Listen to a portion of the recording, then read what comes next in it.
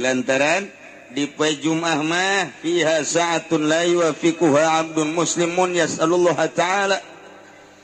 Di jero poe Jumaah aya hiji jam anu teu pati-pati ngakuran seseorang kana jam eta. Mun menta dina jam eta sayan naon bae min amri dunya wal akhirah, baik urusan dunia maupun urusan akhirat, illa a'tahu iyau, kecuali Allah mere. Teu karasa waktu urangnya ti Syawal tepi ka ayeuna. Ternyata tanggal hiji haji geus dihareupeun mata urang. Memang ieu mah bener-bener cepet. Ku Allah dicepetkeun perputaran matahari jeung bulanna sehingga teu karasa. Di samping cepet kemewahan dunia dibuka ku Gusti Allah, dimimiti kadaharan pake kendaraan, menambah betahna urang di alam dunia. Hingga teu karasa ti minggu ka minggu, di bulan ke bulan sakumaha nu ku Kangjeng Nabi dicaritakeun di akhir zaman, perasaan ke asana tu ka syahri sataun ko sabulan bae, wa syahru kal usbu sabulan ko saminggu bae, wan usbu kal yaum seminggu ko sapoe bae, wal yaum ka saah sapoe mah ko sajam. Usa sajam mah percis okos melembar lakor manugari. Perepet ya.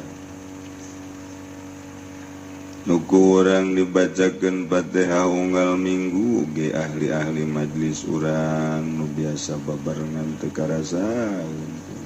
Boa nu diuk di dieu minggu hareup aya. Nu hajuh teu bisa milu di dieu. Nyan wallahu alam, boa nu kolot, boa nu ngora. Ai nu pantesna mah nu kolot. Pantes. Tapi jakapol ge sok raga gorengan. Gitu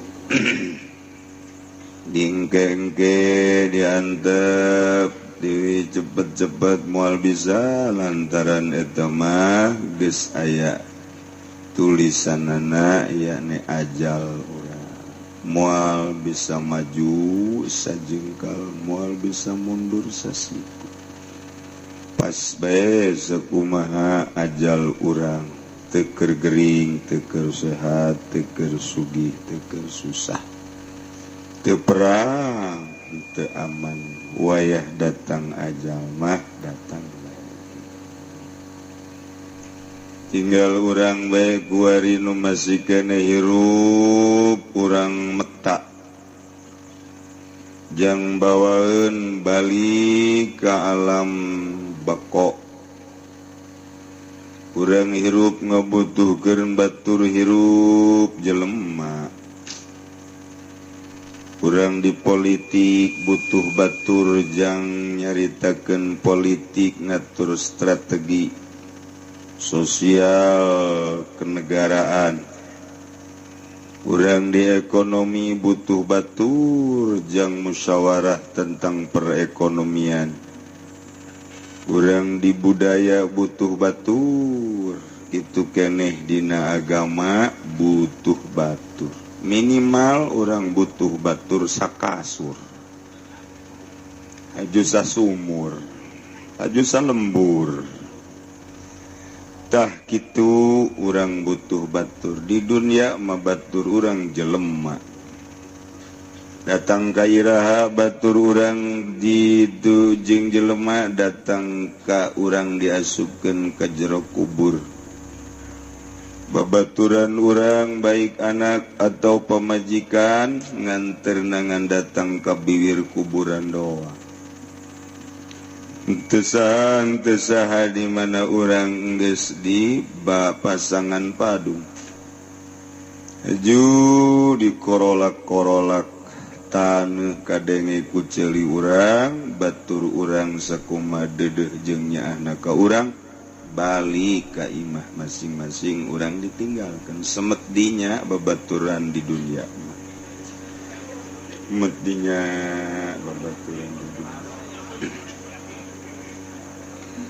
urang di jero kubur ge ngabutuhkeun babaturan lantaran keungna pohara jasa bakal aya babaturan di jero kubur urang aya saha cak Kangjeng Nabi yasbaul mayit salasah ahluhu wa amaluhu nu dua balik ahlu jeung malna balik deui ka imahna masing-masing nu bakal jadi batur urang setia terus datang ka digiring ka mahsyar datang ka ditimbang Gusti Mizan ke datang ka nyebrang di jembatan Shiratal Mustaqim batur urang teh amal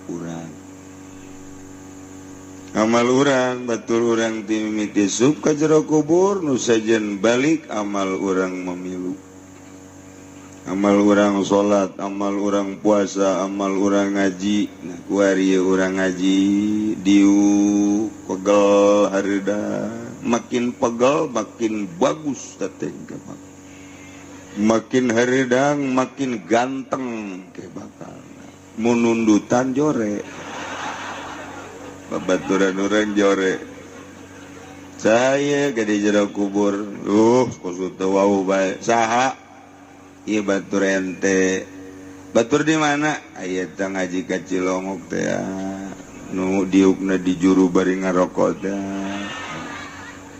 pan jore amat atuh panundutan tah ieu kunaon atuh sia nundutan sebeh teuing uduk tah gitulah engke urang bakal boga batur amal-amal urang siapkeun jang nu ngabaturan urang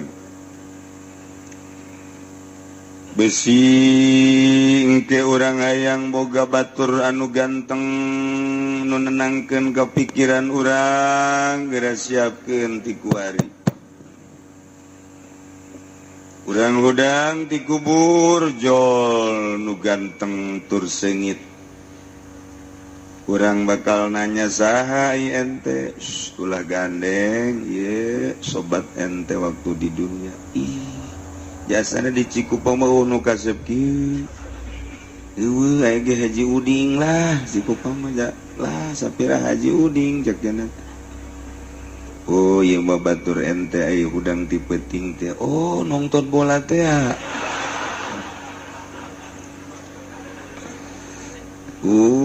lain nu tahajud teh salat hajat teh Quran teh zikir teh tah ieu ngahiji jeung sok kabeh amal jadi kula masyaallah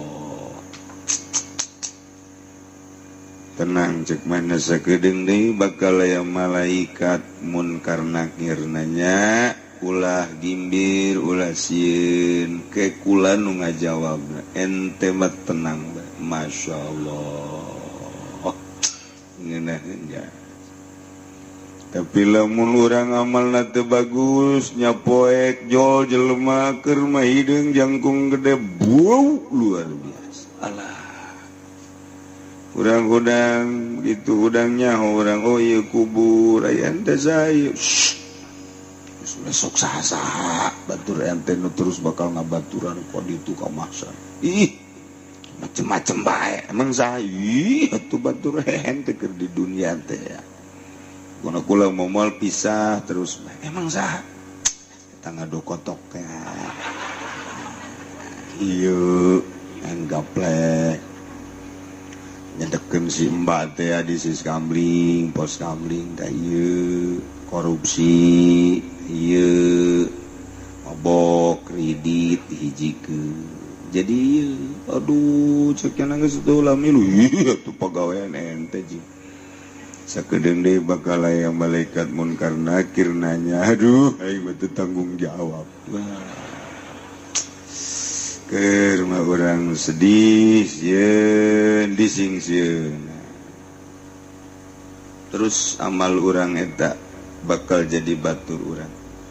Siapkeun mumpung urang guari hirup keneh nyeun batur jang jaga ketika orang asup ka alam barzakh. Lantaran eueuh deui nu ngabaturan urang, babajikan urang ngomong-ngomong cinta sejati setia sehidup semati jabohong. Urang geus ngagoler di kuburan sugan daekeun ngabaturan urang embung, sehidup doang lain semati. Oh, gombal teh bagus gitu. Wah ti dituna. Nyah tah nemantak siapkeun ti kuari. Naon atuh ieu amal nu ku urang dilakukeun jang batur urang atuh sapopoe maka wajiban salat nu 5 waktu. Setahun sekali engke puasa di bulan Ramadan mun geus nisab harta zakat lain urang teh nu Allah dititipkeun ka urang titah ibadah melalui zakat. Mun urang datang ka Ramadan aya zakat fitrah, mun urang nisab zakat fitrah zakat mal nisab keneh munggah haji. Sajabati eta amal-amal sunnah anu sangat berfaedah nu fadilah nu gede jasa. Di antara nuku urang deuk di hareupan ialah bulan haji. Iraha tanggal hijina kiai bulan haji teh tanggal hijina nurutkeun cek hisab qat'i Sulamun Nairen jatuh ijtima pada malam Salasa. Malam Salasa 6,9 hampir 7 darjah. Jadi berarti teu dianggap lantaran ba'dal gurub geus nu dianggapna poe rebona. Poe rebo magribna eta bulan gede lantaran aya 10,9 hampir 11 darjah. Jadi ieu mah asana bareng lantaran gede darjahna. Mun ieu masih teu bareng keneh bae takol. Gede jasa bulan. Tapi sakadar nyaritakeun hisab besi aya anu lain hisab mangga kurang mangan sakadar nyaritakeun bahwa menurut hisab qat'i hasil Sulamun Nairen adalah tanggal 1 Zulhijjah jatuh pada hari Rabu. Ilamun berbo Kemis Jumat lebaran poe Jum'ah ukufna mungkin Kemis. Diperkirakeun antara Kemis jeung Rebo lantaran gede darjahna di urang bae gede atuh komo di Mekah maka ditu. Ngan asana Kemis. Geus puguh nu berangkat ka tanah suci mangalaksanakeun ibadah haji. Geus aya dina ridho Allah salengkah na teh geus miceunnan dosa. Timimiti berangkat bahkan timimiti stor. Oh, dosa geus saragagan. Womo kuari mah nungguanana timimiti setahun waiting list, 3 tahun, 5 tahun, 7 tahun, kuari 9 tahun Kabupaten Tangerang. Engke mah bisa-bisa 30 tahun. Jadi lamun daftar umurna 60 tambah 30 sabaraha? Moal berangkat modar. Kos gitu cenah aya kamurahan. Lansia mah bisa diheulakeun ja buktina hese bae. Mun teu nembak tambah 15 juta hese bae. Ngaran geus turun. Mesti dipanggil tetap kudu mere deui 15 juta 25 tambah 15 juta sabaraha? Oh 35 tambah 15 sabaraha? 50 juta. Masya Allah. Nu jelas kos kitu beta peraturan di Indonesia dengan berbagai alasan kaharti ku urang ge lantaran jamaah haji nu sangat membludak kuotana teu ditambah ku Saudi Arabia. Maka dengan cara seperti lah tu bisa bae ngomong ieu kumaha bae. Ya keur carita omongan pemerintah ta kos kitu tah. Karti. Lamun teu dikitukeun bisa-bisa. Babari jasa sapira atuh manusa diatur ku manusa. Asal ulah hayang untung be babari. Lamun geus hayang untung atuh eta model kos kitu. Anu ngajual tanah buruan ngan sakikituna ku hayang-hayangna ka Mekah setor diperat ku pemerintah. Dialataina, diuyup punyana. Ngeboga embek jual, embek ku hayang-hayangna. Ka anak-anak kotok dijual. Ku hayang-hayangna nu nyedot pemerintah, sedot ku si Allah. Sakurga gitu kesedihan urang di kampung memang kumaha jahara reset. Di kota atuh nu babari ge. Jang nu babari mah hese ge pagon deui hese di kota. I eta kos kararitu. Tama urusan sabodoh numpuk riba. Lain teu paraham jadi pemerintah ge loba kiaina ge terus ngahayukeun riba. Keur memeh jadi pemerintah mah ngaharamkeun teh ka uang bank teh ya. Tapi barang jadi pemerintah mah ponyo nya dasar. Kos kitu bae terus. Keur memeh jadi pemerintah mah haram teh riba. Barang jadi pemerintah malah loba omong, mumpung ora lah ke kanaraka aja babarengan ieu. Masya Allah. Gos gitulah di Indonesia moal makin bagus tanda-tanda nundek ngarapihanan can aya. Di berbagai hulu partai kabeh ahli riba. Hulu partai ahli riba. Sok dek dukung teu kaji. Yang dibejakeun encan aya tanda-tanda jangarapihan nagara saha atuh dideuleut ti Golkar biang riba. Biang tama anakan didinya endogan bisa tah. Mantap kiai nuturkeun Golkar ajur ka kiaianana. Doh sudah kieu masuk kitu. Sia nu sok kitu. Ajur we pokona mah geus. Nulain kiai los nulain kiai mah nuturkeun Golkar loba contona be pokona mah intingan PDI can aya tanda rek nerapikeun P3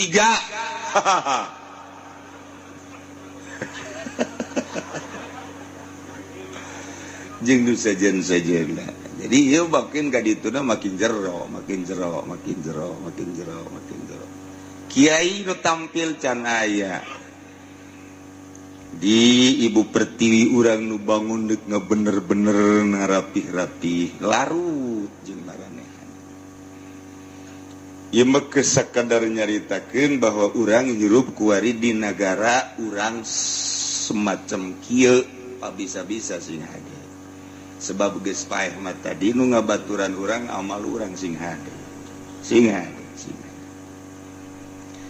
Jadi tanggal hijina adalah poe Rebo. Geus tanggal 8 tanggal 9 nu sok disebut tarwiyah jeung arpa jatuh pada poe naon tah? Rebo Kemis. Sunah puasa tah poe Rebo jeung poe Kemis. Malah cek Kangjeng Nabi mamin ayamin ta'malu fiha ahabu ilallah min hadhil ayam. Teu aya poe-poe nu mun anjeun beramal dina poe-poe eta leuwih dipake karesep munggu Allah tibatan poe 10 poe nu aya di bulan haji ta tanggal 1 datang ke tanggal 10 beramal etama pohara jasa tambah jeung tasrekna 3 poe tambah keur mujuna diperhatikeun jasa ku Gusti Allah tambah di poe nu 10 tambah 3 manggeus pohara jasa tambah luar biasa. Bahkan sahabat nanya golu walal jihad fisabilillah ya Rasulullah dibandingkeun jeung perang masih kena diperhatikeun nu mana ya Rasulullah cak Kangjeng Rasul wala walal jihad fisabilillah hatta jeung perang fisabilillah poe nu 10 eta mah masih sangat diperhatikeun ku Gusti Allah. Waduh ieu nu di hareupan ku urang ieu yang batur hirup urang di jero kubur batur hirup urang guari mah ieu tah mangkeluk kurawa ieu nu Gusti nangke urang paeh nah jang batur urang di jero kubur terus sampai ka mahsyar. Bahkan ti Siti Aisyah radhiyallahu anha ayat kieu inna syaban kana sahibas sima'in wa kana idza ahla hilalu dzilhijjah asbaha shaiman. Aya hiji budak ngora di mana-mana tanggal hiji bulan haji nya nama puasa datang ke tanggal 9 puasa. Kemudian dibejakeun ka Kangjeng Rasul ya Rasulullah kadenge kabeja Kangjeng Rasul teh jadi apaleun bahwa budak ngora eta teh sok puasa ti tanggal hiji datang ka tanggal 9. Padaahu digerokeun ku Kangjeng Rasul, "Hei budak ngora ka dieu." "Aya naon ya Rasulullah?" "Mayah miluka ala siyami hadhil ayam." Naon nu ngadorong puasa ka anjeun dina tanggal hiji sampai tanggal 9 naon coba ieu? Cek budak ngora bi abi wa ummi anta mufdaya Rasulullah. Bahasa sopan teh bahasa Arab. Kalawan bapa abdi jeung emak abdi Gusti mufda tertebus ya Rasulullah. Ye abdi nu mantak puasa innaha ayyamul masyair wa ayyamul haj. Tanggal hiji datang ke tanggal 9 teh eta teh syiar Islam be luar biasa di Mekah mah. Ayyamul haj teh luar biasa di Mekah mah. Wayana sakitu batur mah di Mekah atuh pohara jasa ngadoa geus teu ngadoa geus dihampura ai abdi mah pandi lembur ieu mah. Ieu mah sakieu be asallahu ayyushikani. Mudah-mudahan be Allah ngahijikeun ka abdi jeung doa-doana para jamaah-jamaah haji. Sakitu be pohara abdi mah harapan abdi mah asallahu ayyushikani fi duaihim. Di ditu teh ngadaroa bae jamaah haji teh. Di Indonesia 200 juta. Kemudian di Pakistan 200 juta, di Turki 100 sekian juta, di berbagai negara jumlah jamleh nama ayat 3 juta kabehna. Aya 4 juta bahkan. Tah eta teh kabeh ngadaroa di tanggal hiji datang ka tanggal 9 Arfah terus bahkan ya nama ngadoa teu eureun-eureun di Masjidil Haram, di pondokanana, di pasar ge ngadoa bae terus. Mantap ieu mah keur pohara jasa doana abdi mah sugan we ku puasa tah ieu karampid ku doa-doana para jamaah haji. Sakitu bae abdi mah. Kumaha cek Kangjeng Nabi, anak muda fa innalaka bi kulli yaumin tasumuhu adla mi'ati ar-raqabatin. Munayangnya homa wahai anak muda, anjeun puasa sapoe tah sapoe unggal poe sapoena anjeun dibere seakan-akan 100 kali ngemerdekakeun. Sapoena teh 100 kali merdeka. 100 kali ngemerdekakeun batur. Oge wa mi'ata badanatin 100 kali mencit onta. Ditambah deui wa mi'ata parasin 100 kuda. Eta teh yu'malu alaiha fisabilillah. Eta teh anu disanggakeun jang ngaluhurkeun agama Allah sabilillah jang perang. diberi ganjaran sarua jeung 100 onta pakai perang, 100 kuda pakai perang, puasa sapoe teh sakitu tah. Ya Allah. Gede jasa tama ganjarana. Terus datang ke poe tarwiyah. Fa idza kana yaumut tarwiyah falaka fiha adla alfi raqabatin wa alfi badanatin wa alfi farasin tuhmalu alaihi fi sabilillah. Di mana datang ke tanggal 8 tah poe tarwiyah mah anjeun puasa di poe tarwiyah ngabanding jeung 1000 onta pakai perang, 1000 kuda pakai perang, 1000 kali ngemerdekakeun tah poe tarwiyah. Masya Allah, geus teu kudu perang urang boga jatah 1000 kali perang. Asal puasa. Di mana datang ka poe Arfah, fa idza kana yaumu arfata falaka fiha adla alfai raqabatin wa alfai badanatin wa alfai farasin tuhmalu alaiha fi sabilillah. Mun datang ka puasa poe Arfah, ieu dibere ganjaranana 2000 kali ngamerdekakeun, 2000 onta pakai sabilillah, 2000 kuda pakai sabilillah. Ya Allah ya Rabbi, urang tinggal ngalaksanakeunana doang ti poe Rebo datang ka poe Kemis. Tah ieu teh jang jelema anu bodoh nu kus kieu teh. Jang TK. Kelas TK mah pan endek sakola ge kudu dimomoy. Ngadahar obat ge kudu dibere obat anu amis. Hayang nage nu aya untian bae papais. Nu geus jaheun aya untian karak bae. Eta kos kitu potongan TK. Tah urang ge ieu teh tadi mah can aya rencana ieu puasa barang ngadenge ganjaranna gede siap puasa. Eta TK tah eta. Nu kos kitu TK. Deres TK ge. Aya nu ngageuing-geuing geus urang ku aya ngaji jadinya mulai di jero hate rindu amat ieu ka poe Rebo deuk naon puasa emang kunaon gitu resep HS na doang ganjaran geus teu kadul HS na doang resep geus tayelah ganjaranna puara luar biasa Masya Allah mantap. Ibnu Mas'ud ngajelaskeun aya 4 poe anu dipilih ku Gusti Allah. Innallaha ikhtara minal ayyam arba'ah. Allah milih 4 poe ieu mah istimewa jasa nu 4 poe mah. Awwaluha yaumul Jumat. Pertama poe Jumat pilihan Allah nu bentak disebut Sayyidul Ayyam. Kepala poe adalah poe Jumat. Geus urang poe Jumat mah wayahna tukang usaha lurak lirik heula kaburutan teh Jumat. Nu bagus wab libur geus poe Jumat ulah usaha. Kauntungan dunia sabara duit poe Jumat tapi kauntungan akhirat mun diuk di masjid jadi ngagoloncong ka sorga coba. Di dunia paling hebat melinio lah kauntungan poe Jumat tapi cicing di masjid di jam 8 datang ka Jumat waduh eta ngemplong lawang-lawang sorga. Mun urang lamun urang dideleukeun mah mata hate urang kadinya moal daek urang usaha moal daek. Mun urang sibuk di ladang poe Jumat mah liburkeun deuleu ku urang kautamaan jeung kaagungan poe Jumat. Ieu nomor kahiji lantaran di poe Jumat mah fiha sa'atun la yuwafiquha 'abdun muslimun yas'alullah ta'ala.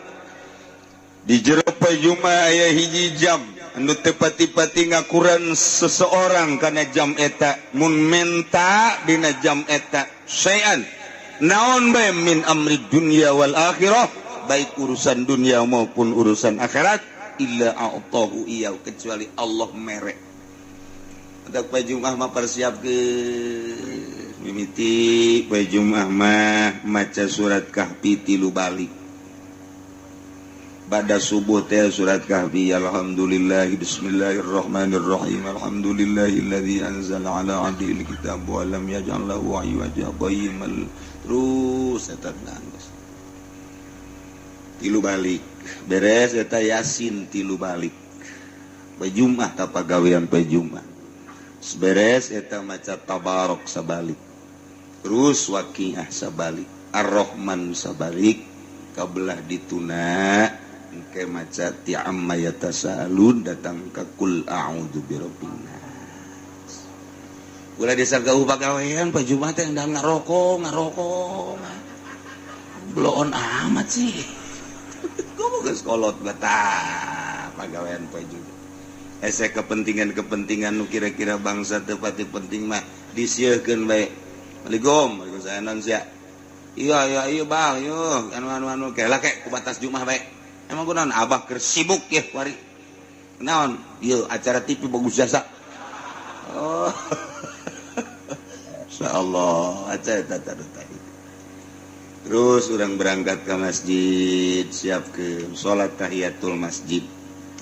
Sholli sunat tahiyatul masjid rakatain Allahu akbar. Beres duha 8 rakaat, mantas duha salat tasbih 4 rakaat. Beres diuk dawaitu an a'takifa fi hadzal masjid sunnatan lillahi ta'ala, langsung maca sholawat 100 balik dur aja. Eta mantep jasa takos gitu tah. Nikmat ngadengekeun mah ngalaksanakeun boro-boro. Atuh teu kitu ge setengah-setengah kitu. Henteu kos kitu jasa-jasa saparapat kos kitu. Ulah ieu mah ngalaud ke mana Pak? Ah, 3 aleun ieu asana. Emang jam 12:05 aduh. Kaberangan ieu Bapak ieu. Wah, geus dijalankeun Allahu Akbar. Alhamdulillah sajana kaburukeun. Tolol teh. Kita alhamdulillah. Batur geus maca sholawat sabaraha, geus baca Quran sabaraha. Kauntunganna di pasar sabaraha duit tetep poe Jumat teh dibandingkeun jeung nu diuk bae sorga nu jelas-jelas. Ya Allah, Jumat teh kula mah palingan doa. Cing hararade moal kebel urang hirup di dunia, mumpung urang kapanggih jeung poe Jumat persiapkeun. Nomor kedua, yaumu arfat pilihan tamah. Di mana-mana aya poe arfa yubahillahu ta'ala malaikatahu. Allah bangga luar biasa terhadap malaikat. Wahai malaikat Gusti Allah. Ya malaikati unzuru ila ibadi. Ja'u. Dalaku anjeun wahai para malaikat.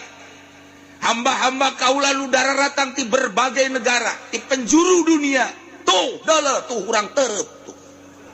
Urang Kendal dala tuh Kusia tuh. Urang Cikupa tuh tatangga Sarwiti aya. Dala tuh urang Sepatan. Oh, ti berbagai-bagai cek malaikat mah beungeut apa nderep amat emang kitu. Berbagai negara datang nu hideung, nu koneng, nu putih, nu pendek, nu petot. Dararatang kabeh. Su'san wa gubrod. Ruag gerwi kuloho lantaran make pakaian ngenduah lai eueuh nyisiran eueuh make sesengitan teu meunang make sesengitan ruag gerwi tah eta teh semata-mata nu di deuleu aing doang wahai malaikat. Banggaeun jasa Gusti Allah. Manusia ti berbagai negara nyahoeun Gusti Allah. Tuh di Indonesia nu jang tahun hareup ya tuh deuleu tuh keur dipersulit ku pamarentah tuh. Didelekan ku Gusti Allah. Tuh, aya nu sugak-sogok sagala tuh. Tuh deuleu tuh. Masyarakat mah hayang ke mah ka pamarentahna bloon ke kuaing disunamikeun teh. Cak Gusti Allah. Kadeuleu unggal negara. Banggaeun Allah. Lantaran eueuh nu dimaksud iwati hayang ridho Allah Subhanahu wa ta'ala. Cak Gusti Allah wahai malaikat. Wabeh jamaah nu dararatang ka dieu deui iwati hayang pangampura kaula. Nah, dengekeun ku anjeun wahai para malaikat, isyhadu anni ghafartu lahum. Kaula geus ngahampura ka jelema-jelema nu daratang ka Mekah. Waduh, tamang geus indah jasa mantak urang doakeun dulur-dulur urang, tetangga-tetangga urang, kawau-kawau urang nuker berangkat menunaikan ibadah haji. Mudah-mudahan aya dina tangtayunan Gusti Allah Subhanahu wa ta'ala aya dina sehat walafiat jag-jagwa ringkas bisa ngalaksanakeun ibadah haji sakumaha mistina bisa baralik deui ka daerah masing-masing kalawan salamat mawa haji anu makbul haji anu mabrur amin ya rabbal alamin. Nomor katilu yaumuna hari poe lebaran haji. Nah iyalah engke aya kurban qarrabal abdu kurban ieu engke bisa ngalaksanakeun kurban mulai ti poe lebaran datang kata tasrek fa awwalu qatratin qatarat minal kurban ta ieu adalah takunu kafaratan likulli dzambin amilahu. Begitu geresel kadeleuna mah getih nu netes kana taneuh satetes-satetesna eta adalah ngajadikeun kafarat bagi nu kurban. Wah geus indah jasa teu bisa korban dilaksanakeun di luar bulan haji. Tak istimewa jasa ta korban. Ya, urang korban. Unggal tahu satauna lain hiji dia masalah, 2 3 korban eueuh masalah. Ya, majikan urang korban, anak urang korban geus sapi ya, hiji gede. Jang keluarga urang. Bapak urang, mak urang nu geus maot korbanan. Kumaha mun ngorbanan tatangga? Ulah mun eueuh izin mah. Oh wasiat mah ieu mah mun indung urang, bapak urang, anak urang geus maot di korbanan ku urang, masalah. Keur hirupna keneh ge teu bebeja deui, masalah. Tapi lamun kadengdeungeun mah urang boga babaturan urang di Belaraja, kuaten bae tah jang babaturan urang teu minta izin teu jadi. Kudu aya izin heula ti deungeun-deungeun mah lantaran teu nyambung nasabna. Nya tah kos kitu doang tah ieu kurban teh. Bapak urang, mak urang sondor di penta deui, langsung dikorbanan jadi. Anak urang, korban urang jadi. Tapi babaturan urang mah kurang dikorbanan teu bebeja heula teu jadi. Nya kos kitulah masalah kurban. Nomor kaopat ieu adalah yaumul fitri tah 4 poe eta mah luar biasa. Poe Jumat, poe Arfah, mantak batur mah poe Arfah. Kitu keur wukuf urang mah di dieu puasa. Geus urang ngalaksanakeun puasa mulai ulah loba-loba imangan 9 poe doang ti poe Rebo datang ka poe Kemis. Cenah kualang mah teu kuat lantaran kiai pan digawe di pabrik lamun teu kuat 9 poe 7 bae. Aduh 7 ge cenah kualang mah teu kuat lantaran sibuk jasa ieu di pasar 5 bae 5. Aduh asana cenah 5 ge kualang mah teu kuat lantaran waduh di sawah mah pohara jasa pan capena 3. Asana 3 ge cenah kiai mah kualang mah teu kuat hiji bae poe Arfah bae. Asana Arfah ge asana kula mah teu kuat bebaskeun da mah jelema kitu mah tuh. Kitu hiji-hiji acan ubah. Masyaallah. Teh.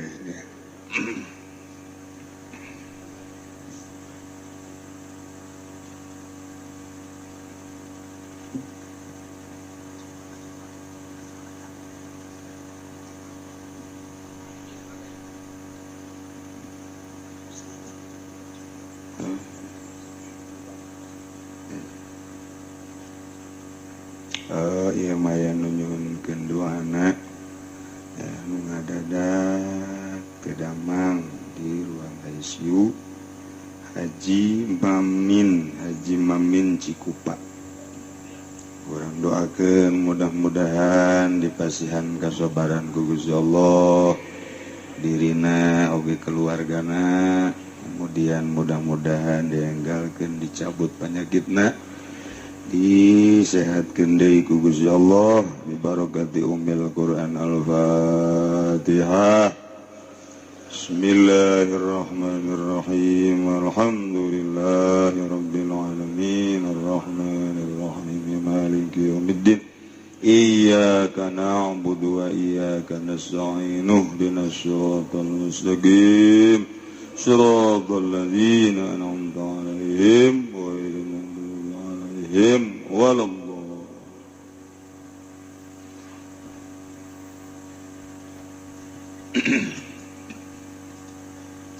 cerita puasa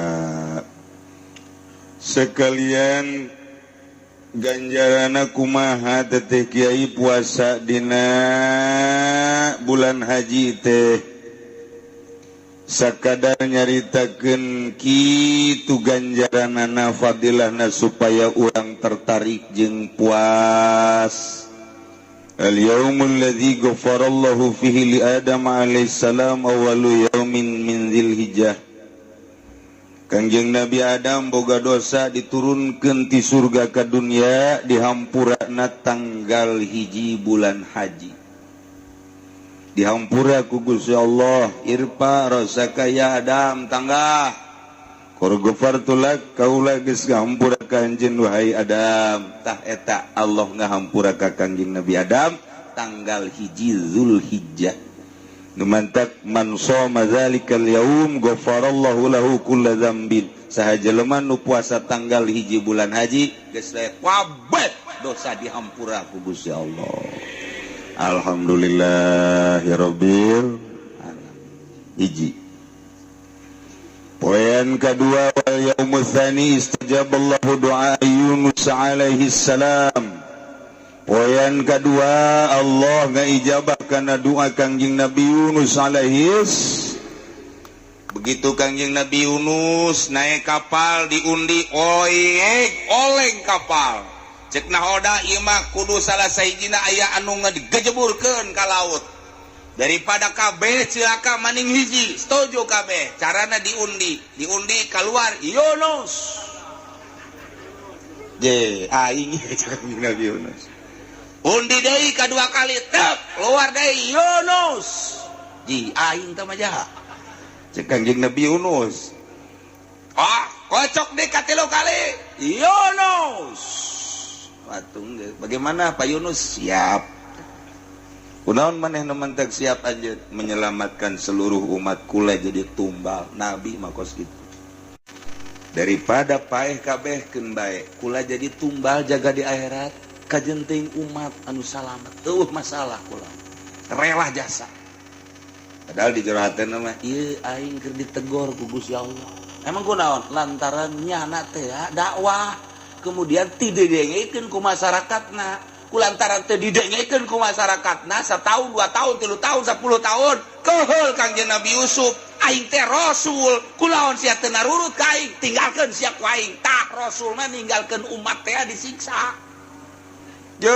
cek Gusti Allah atuh sia masa pira tugasna nyampekeun doang adapun nurut teu nurut lain urusan sia Yunus urusan aing tah mah tapi Kangjeng Nabi Yusuf aya nafsuan masyarakat teu nurut ya tinggalkeun ku aing tinggalkeun naik kapal tuh dijeburkeun ka laut diabing ngan cek Gusti Allah teh hai lauk nun tuh hamba aing rasul aing calangap sia leg-leg teh hamba aing awas kakuat na saeutik sia disiksa ku aing waduh cek lauk wah raja satu sisi titah diteureui satu sisi teu meunang ka koet-koet acan hebat jasa kakawasan Gusti siap cek laut teh calangap bae jana skieu bae bajapur leup ka jero lauk nu nalingkem lauk teh plek poek poek cenah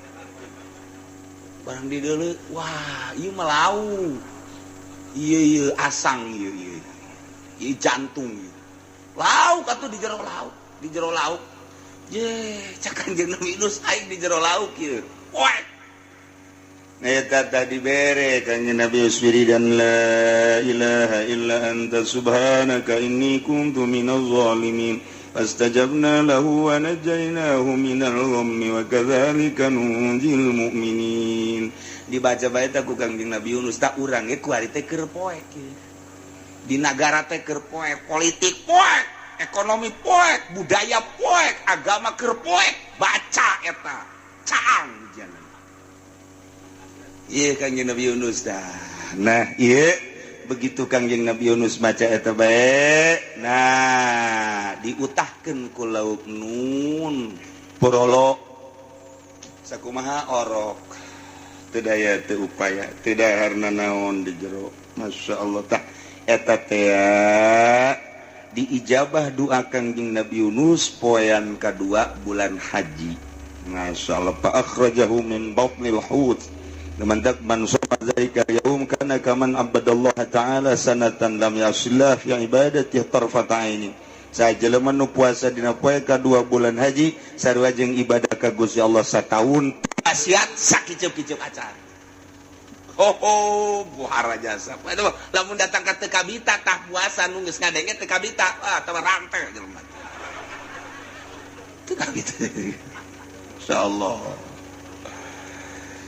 Poean katilu allazi istajaballahu fihi doa Zakaria alaihi salam. Poean katilu diijabah doa Kangjeng Nabi Zakaria alaihi salam man shoma dzalikal yaum istajaballahu doa sajalma anu itu puasa dina poean katilu bakal diijabah sakabeh doana. Nomor kaopat al-yaumul ladzi wulida fihi Isa alaihi salam dilahirkeun Kangjeng Nabi Isa dina tanggal 4 Dzulhijjah. Mandak man shoma dzalikal yaum fallahu anhu al-ba'sa wal faqra. Allah bakal ngalengitkeun kafakiran. Tah eta tah luar biasa. Kemudian poe kalimana al-yaumul ladzi wulida fihi Musa tanggal 5 haji dilahirkeun Kangjeng Nabi Musa alaihi salam. Man shoma zalikal yaum bari'a minan nifaq wa min azabil qabri sajelema anu puasa dina poe ka-5 bulan haji bebas tina nifaq jeung bebas tina siksa kubur. Alhamdulillah. Wa kagenep al yaumul ladzi fatahallahu ta'ala li nabiyyi fihil khair. Sahajelema nu puasa dina poe kagenep yang zurullahu ilahi birrahmah fala yu'adzabu ba'dahu abadan. Allah deudeuh jasa jeung nyaah jasa moal disiksa terus datang ka iraha. Pohara jasa. Katujuh al-yaumul ladzi yughlaqu fihi abwabu jahannam poean anu dikunci lawang-lawang jahannam wala tuftahu teu dibuka deui hatta tamdiya ayyamul asy sehingga beres 10 hari bulan haji. Nu mantak sajelema nu puasa dina tanggal 7 baka aglaqallahu anhu salasina baban minal usr. Allah ngonci lawang kesulitan-kesulitan sampai 30 lawang kesulitan dibuka 30 lawang kagampangan. Tanggal 8 ialah alladzi yusama yaumut tarwiyah. Wa tarwiyah man shoma sajelema nu puasa dina poe tarwiyah utiya minal ajri ma la ya'lamu illallah bakal dibere ganjaran beudeung geuna ganjaran nu nyaho ieu berarti Gusti Allah bae. Tanggal 9 adalah poe itu poe Arfah. Yaumut tasyal yaumul ladzi huwa yaum Arfah man shoma kana kafaratan li sanatin madiyah wa sanatin mustaqbalah. Jelema nu puasa dina poe ka-9 yakni poe Arfah eta ganjaranana dileungitkeun dosa nu geus sataun nu bakal sataun. Satahun kaharep geus moal dicatet dosana nu geus ka tukang dihapus. Masya Allah. Poe ka-10 lebaran urang babarengan mencit kur naon hartina duit 1 juta 2 juta lamun dibandingkeun jeung ridho Allah sorga. Naon hartina duit 10 15 juta pake meuli sapi ku urang dipurkeun jeung masyarakat teh eta teh kadeleuna mah daging tapi horenganan urang keur meuli surga. Geus bagi jelema anu aya kaleulewihan dina bulan haji ulah diliwatkeun datang ka teu korban unggal taun korban mah masalilah urang hirup mangpang meungpeung dibere anugerah urang ku Gusti Allah dibere harta urang gunakeun pake kurban. Awalna urang puasa kemudian tanggal 10 urang babarengan lebaran kemudian urang bari mencit kurban. Etalah jang batur urang saenggeus urang maot nu bakal ngabarengan urang tah amal-amal urang nu tadi dicaritakeun. Mudah-mudahan urang kabehan dibere sehat, dibere jagjag, dibere daek ngalaksanakeun ibadahna, tur dibere kuat urang ngalaksanakeunana, tur paling penting mah dibere ikhlas. Hingga orang benar-benar menang ridho Allah subhanahu wa ta'ala. Ketika orang maut kapanggih amal-amal orang, oh iya nu ganteng nu kasep nu seungit teh ya.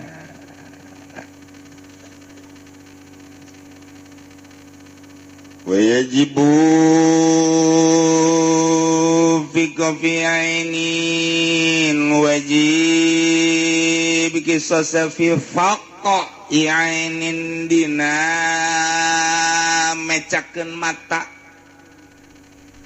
lamun urang ribut jeung batur kemudian ku jitu-jitu na urang boga kaulinan ditikem jelema lah ieu mah dianggeuskeun bae colok matana jet pecak wajib qisas ke sababaraha nama di tukang ke bakal dicaritakeun ieu mah kena denda bae pokona mah yajibu fi qati udzunin di mana-mana ya jelema ribut kemudian celikna dipotongkeun ujagona besi urang cekolak ieu mah ceulina doang ieu nah wae sia ceuli ai mah ceuli doang geus moal kudu nyawa-nyawa ceuli sat sumpung ceuli dikieu-kieu kunyana ceuli eta kena denda ceuli kena denda mun kamari mah kan ngan seukur teu pegat basi kana nyambung ieu mah pegat iso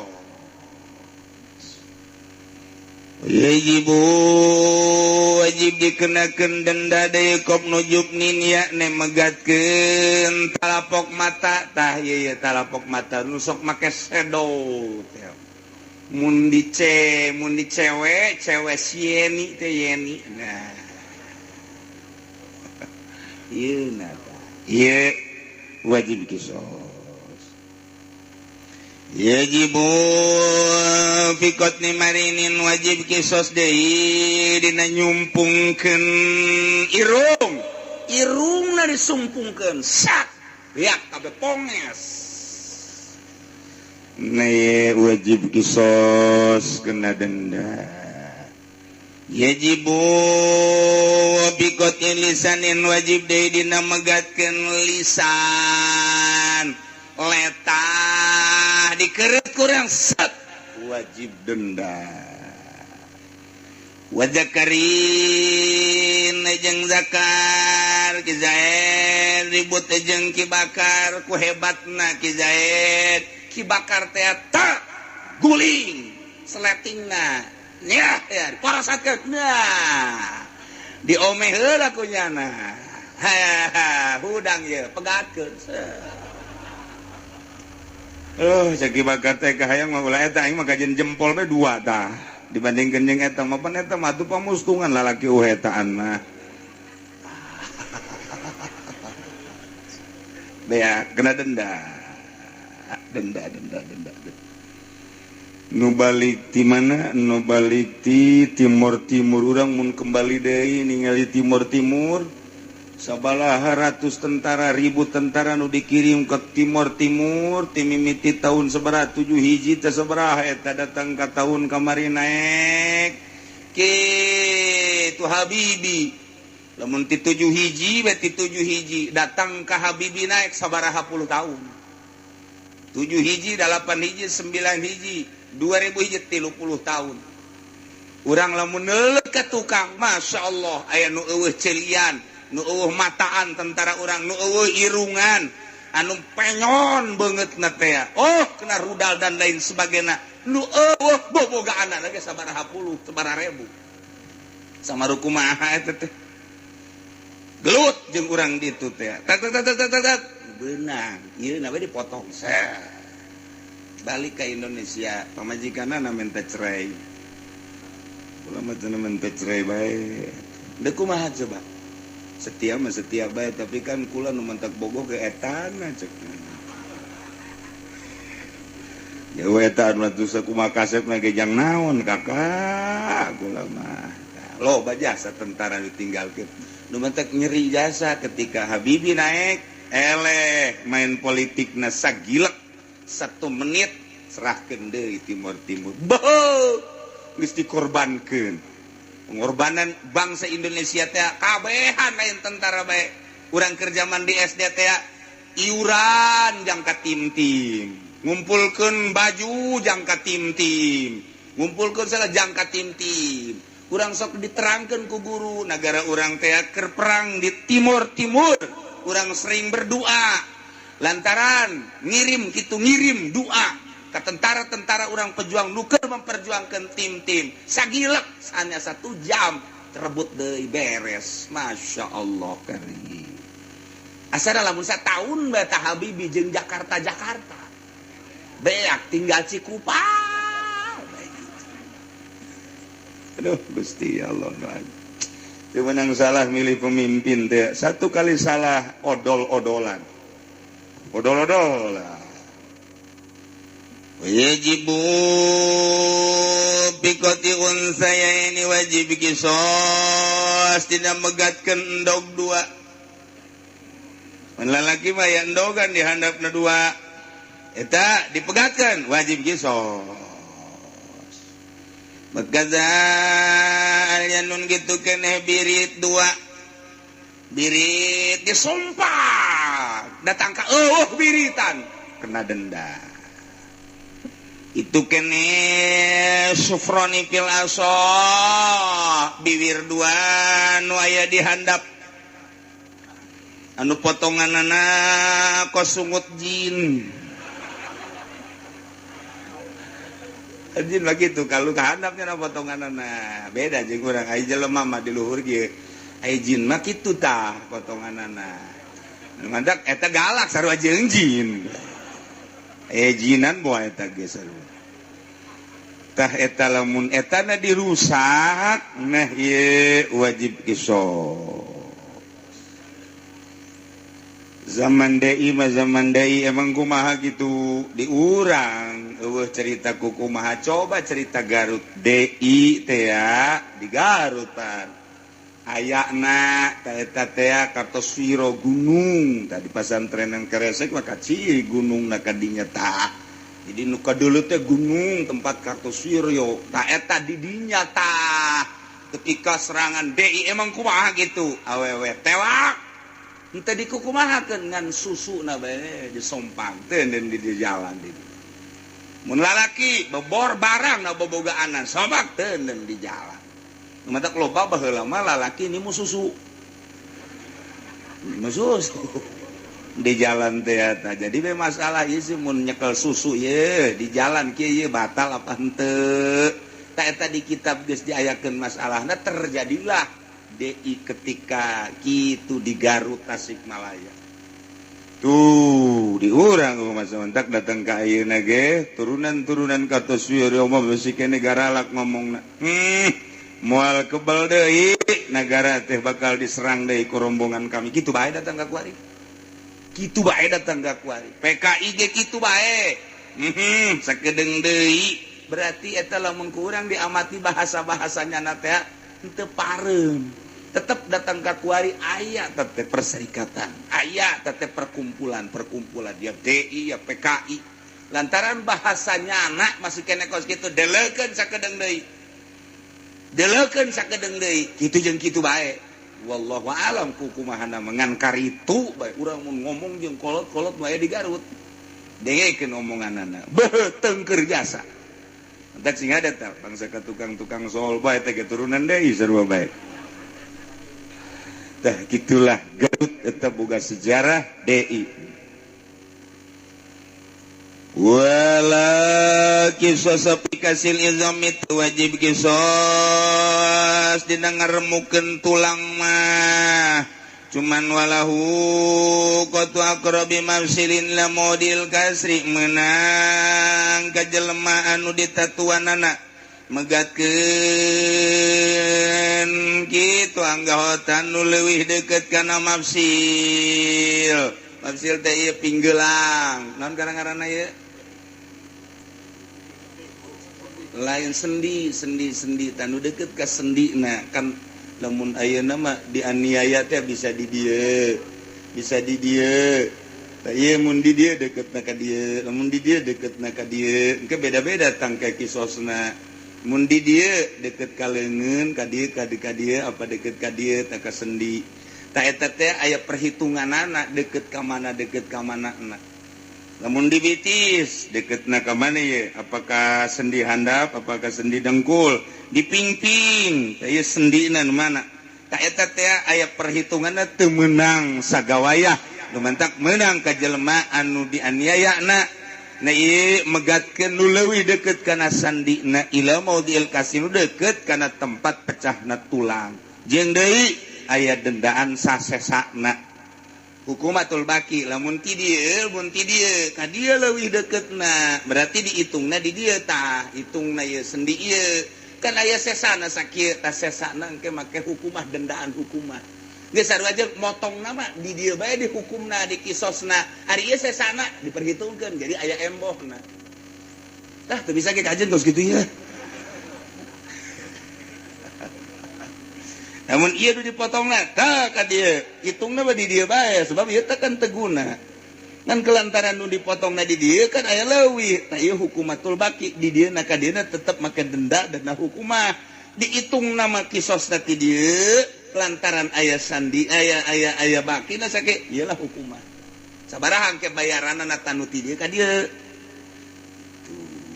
Walau awdah wallahu alam.